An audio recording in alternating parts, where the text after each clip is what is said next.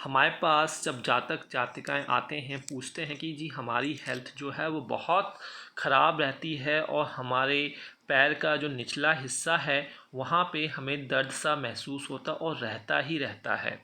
तो हम भद्रकेश की बात कर रहे थे। भद्रक स्थान के ऊपर हमने बहुत सारी वीडियो देख ली हैं, प्लेलिस्ट में हैं।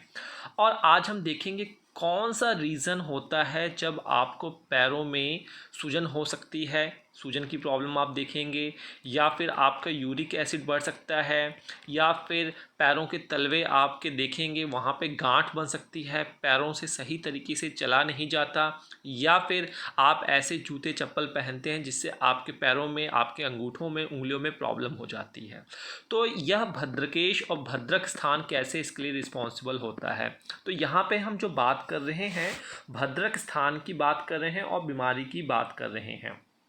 तो आपको फिर से मैं यहाँ पे रिवाइज़ कर देता हूँ। अगर आपका लग्न जो है, अगर आपके इस वाले घर में लग्न में 1 नंबर लिखा हो, या फिर 4 नंबर लिखा हो, 7 नंबर लिखा हो, या फिर 10 नंबर लिखा हो, अगर इनमें से कोई नंबर लिखा है तो आपने सीधे सीधे इस घर को देख लेना है कि इस घर में क्या लिखा हुआ है। यह आपका इन राशि के लिए आपका होगा भद्रक स्थान। अगर इस राशि का जो नंबर इस राशि में लिखा है उसका जो भी मालिक है, अगर वह इस घर का जो भी मालिक है, अगर वह 6 और 8 में नहीं बैठा हुआ है, अगर 6 और 8 में नहीं बैठा हुआ है तो आपको पैरों से संबंधित समस्या होगी, जो मैंने आपको स्टार्टिंग में बताया है। पहला केस तो आपने यह नोट कर लेना है। आइए, यह तो हो गया 1, 4 और 7 और 10 के लिए। आइए, चलयमान हो गया, मूवेबल राशि हो गई।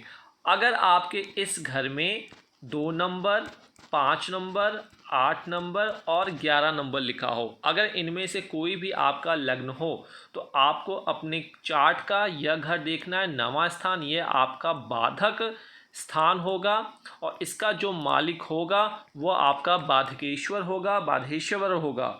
वही आपका शेष न्यायप्रिय यहाँ का रूलर होगा।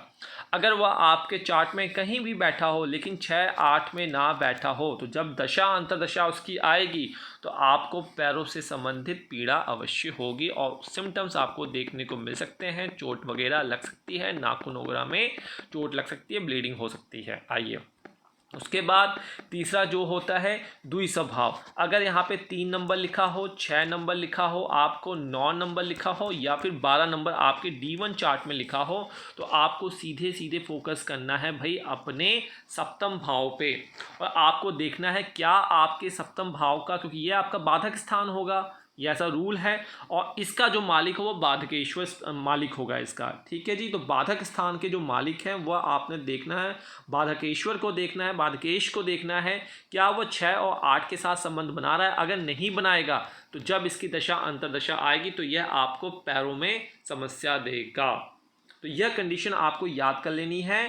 अगर आपका बाधक स्थान का जो मालिक है वह बीमारी से संबंधित होता है, मैंने कहा था गणेश वंदना, गणेश स्तोत्रम करें, गणेश चालीसा करें, यह आपको बीमारी से बचाएगा।